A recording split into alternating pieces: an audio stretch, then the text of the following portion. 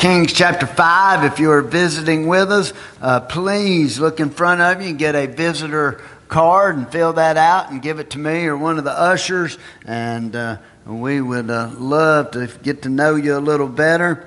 If you are attending and you've been praying about being a member, just come talk with me. We would love to have you and come forward at the end of the service. And so I tell you what, I'm excited about what God is doing and what He's going to do. Are y'all excited? Amen. Because today we're going to find out a couple things, and that God can do something even when somebody's got a bad attitude. And we're going to know, we all know the story of Naaman, and we know that he was cleansed. He was a leper, okay? But today we're going to look at it a little different, and hopefully it'll be a blessing to you. The title is called Naaman's Attitude, okay? Naaman was lost, okay? He was lost. He was a heathen man. A sin had come into his life, and so he wasn't getting saved. He was sick. He wasn't getting healed. He wasn't getting any better, okay? And so in 2 Kings chapter 5 verse 1, let's go ahead and read it. It says, "Now Naaman, captain of the host of the king of Syria, was a great man with his master and honorable, because by him the Lord had given deliverance unto Syria, and he was also a mighty man in valor. But," as Paul Harvey said, that's not the rest of the story yet. "This great man was a leper." What this means is he had a skin disease. I couldn't imagine having a skin disease that you're dying from. I have seborrheic dermatitis, and it's like whole sections of under my hair just peels out in my face, and it drives me nuts, okay? But in those days, and still leprosy's still around, people would get it. It would start off with a little blemish, and then it would eventually, start deteriorating. People lose their fingers, and, before long, they would die. And so it was a death sentence. And so all these good things that Naaman has done for the king of Syria. Now, I want y'all to don't get this confused. It makes it sound like he is working for the Lord. Did it not say for the Lord? All right. Did you catch where he's from? He's not on the Lord's team, but the Lord helped him. Aren't you glad God's with you even when you ain't saved? I mean, somebody needs to be. Amen. I mean, we need all the help we can get. So here's this thing, and I want to slow down for a minute and tell you a couple things. And I think it's going to pop up here if they can get the one where it says his attitude right here. There's a couple things. Now, if you look right here, we're just going to look at them real quick. First of all right, he got healed, okay, and we're going to tell that whole story. But he didn't like the preacher. He didn't like the man, and he still got saved. Y'all got that? Well, I don't like the preacher. Hey, join the crowd. A bunch of people don't like the preacher. It's okay. We don't have to agree. All right? All right? So anyway, he didn't like the method. Okay? What? I didn't want to do all that stuff. He didn't like the message. He didn't like the preaching. So he didn't like the preacher, the plan, or the preaching. He didn't like the man, the method, or the message. All right, now we already know the end of the story. Oh, what happened? He gets healed, okay? So what do we need to look at it? He didn't like, okay? What he didn't like? What was his attitude about? He didn't like who he was. He didn't like how he treated him. He didn't like who he sent out to talk to him. He didn't like what he did. He didn't like what he said. He didn't like where he told him to go. And so we can get into our day and we think, well, I don't like the preacher. I don't like the church. I don't like that denomination. I don't like. Let me tell you what you need to like. And the only thing you need to like. Because we got a lot of personalities, man. People are like, oh, I love them, I love them, I love them. What do you love about them? You love their personality. You ought to love a preacher by this right here. Don't matter if he smiles, shake hands, kiss baby. I mean, you know, that's the thing. I mean, that's good. That's good, right? I mean, that's awesome. But the main thing's what? The Word. The Word. And so when we start looking into this and we start seeing that he didn't like some things, but he still got saved. So when we break down verse 1, it says, now Naaman, the captain, the commander, the leader of the host of the king of Syria, was a great man. He was a leader with his master. He was honorable.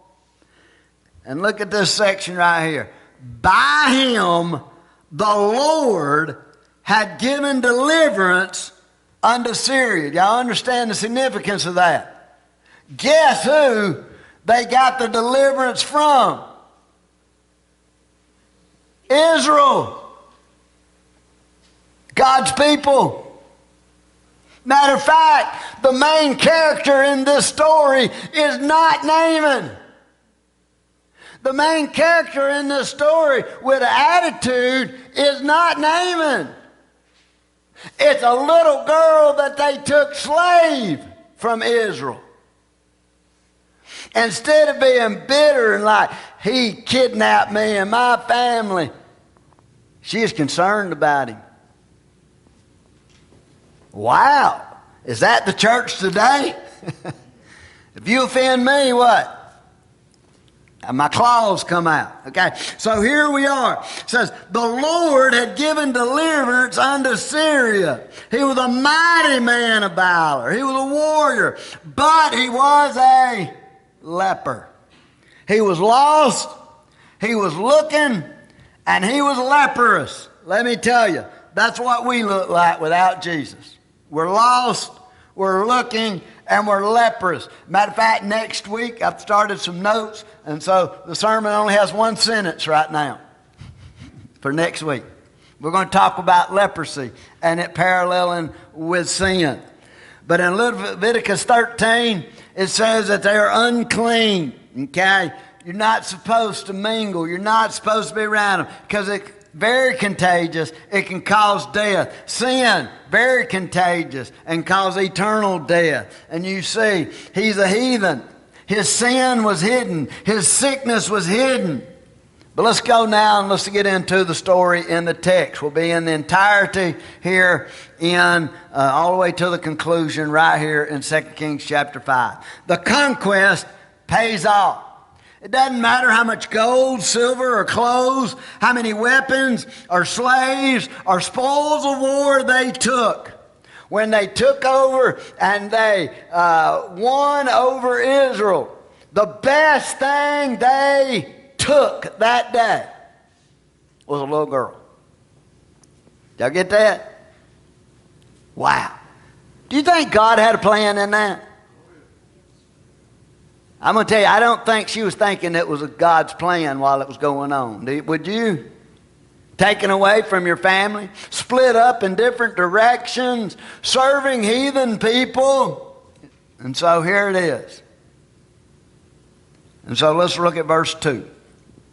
The Syrians had gone out and had brought back captive of Israel a what? Little maid, young girl. And she waited on Naaman's wife. Now, Naaman's wife is upset. Why is Naaman's wife upset?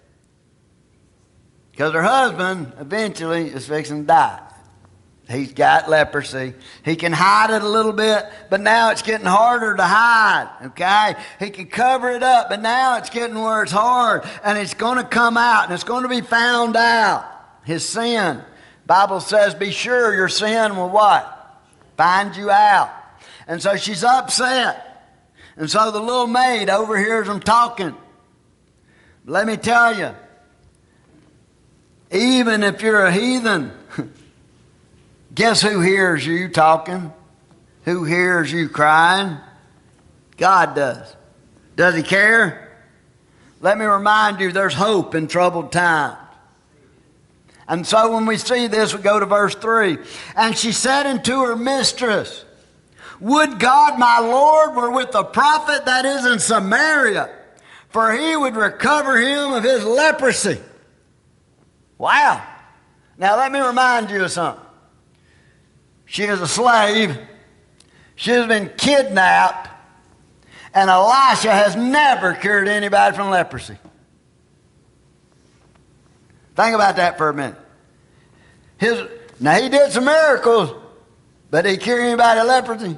No. And so here it is. Basically what he's saying here, I like this. It says, ma'am, I know you're upset and you're crying, but I wish he could go see my preacher. I wish he'd go hear my preacher. I wish we could get him to go to church or go see this man. It would change his life. That's what she's saying. So not only is there hope in troubled times, let me tell you, God will put a little girl, he'll put a little boy, he'll put a man, he'll put a woman, he'll put a song on the radio, he'll put a Bible verse, he'll put something. Because let me tell you, not only is there hope, there is help out there in times of trouble. And so when we see this, look at verse 4. And one went in. The shy little girl, she couldn't talk to him, but she told some people, and they told his Lord, saying, thus and thus said the maid. What is thus and thus? You need to hear the preaching. You need to get right with the Lord. You need to do something. Thus and thus said the maid that is of the land of Israel. So here it is. This is what's going on. So do you think the best thing out of all his military campaign that he ever got from the spoils of war was this little girl? Do you think she would one day save his life? You see, God used this little maid. And so here we are, the second point, the church and politics. We're not going to park here very much, okay? Just to let you know that the king of Syria and the king of Israel can do nothing with the spiritual problem that's going on in the world, okay? Did y'all get that? Now, I know we love talking about politics and we love praying for politics, but I'm going to tell you what. We need to worry about what God thinks about things. If we worried as much about what God did as we did Republicans and the Democrats, we'd have revival. Because I'm going to tell you something. The church loves politics. And I'm not talking Democrat, Republican. Politics within the church. See, but we're not going to go there. We're just going to read a few verses here. Let's read 5 through 8 right here. And the king of Syria said, go, I will send you letters unto the king of Israel. Man, if this man can heal you, man, I'm going to send letters and we're going to get you out of here because you are the best, man. I can't make it without you, and we're going to do it. He departed and took with him 10 talents of silver, 6,000 pieces of gold, 10 changes of raiment. He might have got all that when he plundered Israel. You get that? He might be bringing back their own stuff. Look at verse 6. And he brought the letter to the king of Israel. Now when this letter was coming to thee, behold, I therefore sent Naaman my servant to thee, that thou mayest recover him of his leprosy. This guy thinks that the king can fix him. Can the king fix him? No, only God can fix him. And he's using his prophet Elisha here, as you can see. Look at verse 7. And it came to pass when the king of Israel had read the letter, he rent his clothes. Man, I can't do this. Am I God to kill and to make alive that this man does send me and to recover the man? He said they've already come over and took over and beat the fire out of us, and they kidnapped everybody. They took everything that was of value. And now, what's he doing? Playing cat and mouse with me? He knows I can't fix this problem. So he's just going to come in and wipe us completely out. Can you see the panic on his face? Let me tell you something. He must want to go war with me. Look at verse 8. And it was so when Elisha the man of God had heard that the king of Israel had rent his clothes, that he sent to the king. Now the preacher, Did the king send after Elisha, the one who could fix the problem? Did he? No. So you have to figure that now, okay. He didn't send that for the one person who could fix it, okay. And so he said, he heard the king of Israel in his clothes. He says, why are you worried? Let him come now to me, and the God of Israel will heal him. Did he say the king of Israel will heal him? No. He said who?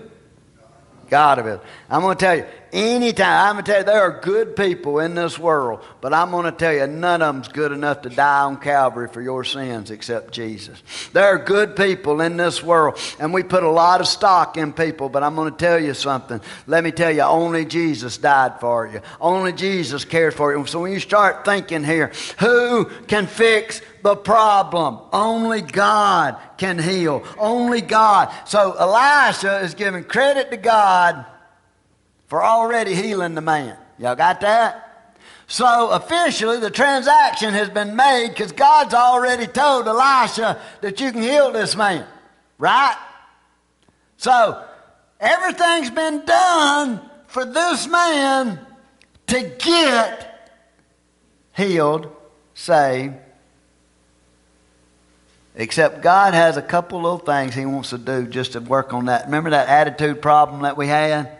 Remember who he didn't like, what he didn't like? He didn't like the preacher. He didn't like, all right, y'all got it. All right. So then that leads to a confusing problem in verses 9 through 11.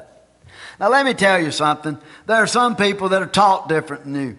There are some people who worship different than us. Does that mean they're wrong? Well, let me tell you, in most churches, it's preached regularly that everybody that's different from us is wrong. Let me tell you, every individual in this planet is different, okay? And God uses different things from everybody's past to lead us to where we're at right now. And so we cannot say, and we're always thinking, well, if I was them, I'd have done that. Y'all ever heard that? Thank God you're not that, right? You're not an expert on Scott Wright. I've lived with him for 61 years. He ain't an expert on himself. Right? I mean, how many of you, every time you want to do something, it works out right? Anybody? Just me? No, definitely not me. Now, so what happens here is sometimes we try to superimpose, put ourselves into other people's lives. Now, I'm going to tell you, just between me and you, it has nothing to do with this sermon. Some people need us to, but it ain't helping them when we do it. You've got to be you in that relationship, not them. They don't want to hear, well, if I was why don't you be my mama? Won't you be my daddy? Won't you be this? Because that's what they need. See? And that's the same thing with church. Everybody wants to be somebody else instead of being what they want to do. I mean, a lady told me one time, she said, man, if I was the preacher, man, I'll tell you what I'd do. And I was like, that sounds good. You can have it. It ain't all what people think it is. Y'all know that? So what happens, we don't know what everybody's going through. Can you imagine Naaman? He got a bad attitude. Wouldn't you if you was dying? It started, you know how he started with that bad attitude? He started like, I can hide that. Let me put that right there. And then it starts growing. I'll hide that. And then it's like, he probably hid it from his wife at first, like, oh man. And then it's like, and then it's all over, and it's like, you can't hide it no more. Don't you think that'd make you ill? Why do you think sinners are so ill? They can't hide it. It's trying to come out. Man, most of the time, when you tell people, like, I'm praying for you, that's like preaching a sermon to them. And they'll say, man, you preaching to me all the time. All you do is saying you're praying for them. And they done heard 1,500 sermons right there when you said that. I mean, it's like, man, there's like, Keep it up. Keep praying for her. But here it is. The thing is, the confusing problem is, look in verse 9. So Naaman came with his horses and with his chariots and stood at the door of the house of Elisha. Woo! Impressive. And Elisha sent a messenger to him. Elisha didn't even get out of the house. I love it. See, because this man is full of himself. He's trying to show who he is. But he's not showing who he really is, because Elisha already knows the man's dying. And God's already done everything he needs to help him. And so look at verse 10. And Elisha sent a messenger to him saying, go jump in the lake. No, that's not what he says, but that's basically what he's saying, right? Go jump in the lake. Go and wash in the Jordan 7 times, the muddy Jordan, and thy flesh shall come again to thee, and thou shalt be clean. Go jump in the lake, and you'll be clean. So here comes some more of that attitude. What he thought the preacher should have done. Okay? Verse 11. Naaman was very happy that he told him to go jump in the lake. Right? Is that in y'all's Bible? No, he wasn't very happy. Naaman was wroth. That's between angry and wrath right there. He's ready to do something. Remember, he is a mighty warrior. You think he's ready to go kill a smart aleck preacher? Wow.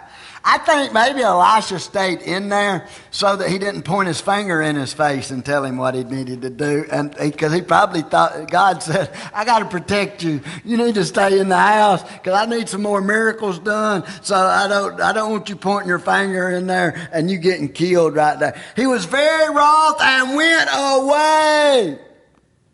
And he said, I thought he would surely come out to me and stand and call on the name of the Lord his God, rub his hand over the place and recover the leper.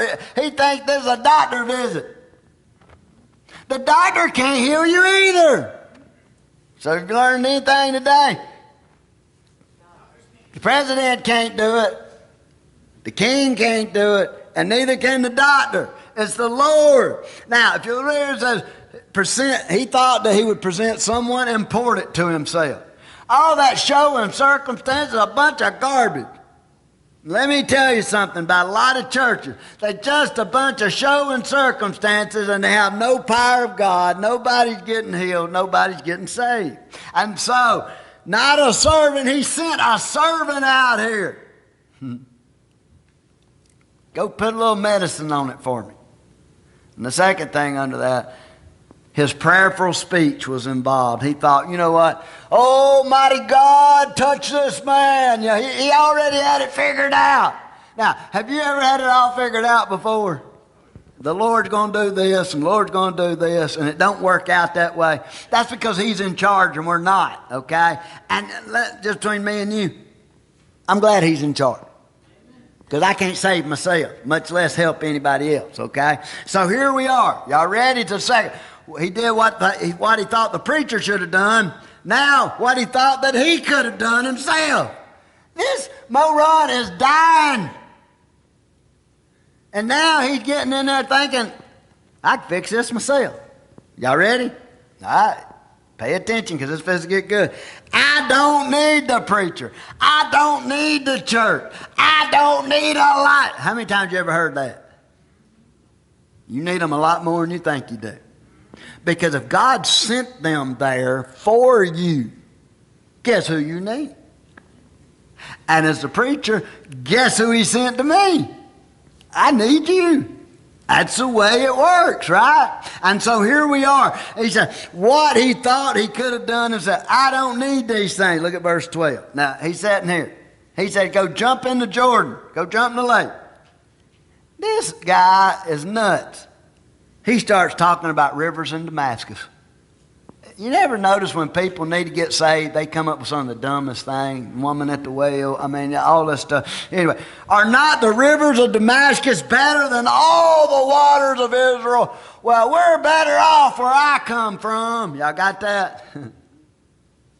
The Aban Amunah, pure and steady is what it means. Doesn't matter. Moral fidelity. Literally firmness, solid security. He's putting his security in that river, but that river can't do it. You know why it can't do it? I'm sure it's a nice river, but it ain't the one God told him to go jump in, right? How about the Nahal, the prosperous stream? Man, you got the Nile, the Euphrates, they mean prosperity. Man's life doesn't consist of the things he possessed. Y'all know that's still in the Bible.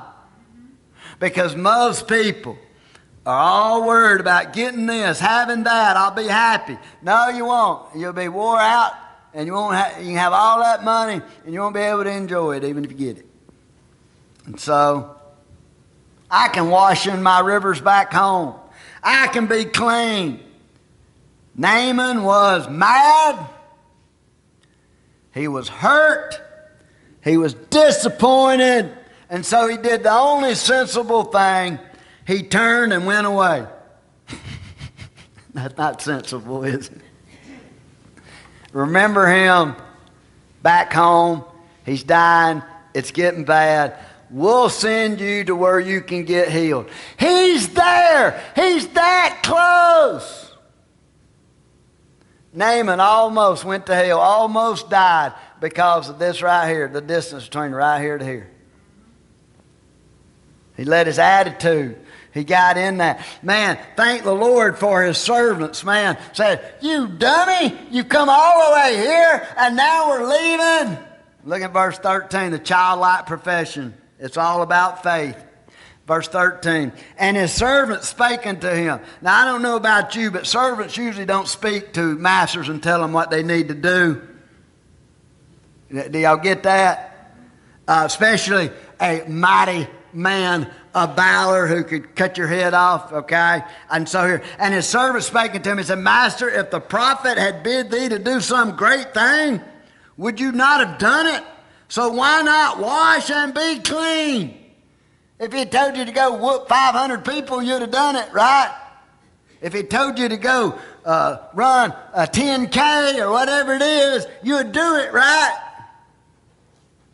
And then verse 14, they talked him into it. Then he went down. He dipped himself 7 times in Jordan, according to the saying of the man of God, and his flesh came again like the flesh of a little child. In our little southern saying, that's as smooth as a baby's bottom. Y'all ever heard that before? Well, that's why he went from leprosy all over his body. A death sentence was on him. And he was what? Clean. He was clean. Do you know what everybody really wants? We've all sinned. Man, we've got guilt. Our conscience bothers us time. There's things we did in our past. But let me tell you, you know what you need? You need to be clean. We sit there and we think, man, I shouldn't have done that. I shouldn't do that. Man, we need to do that. We need to quit that. And so here we are. We need to be clean. Look at verse 15. And he returned to the man of God, and all his company stood before him. And he said, listen what he said after he has been healed.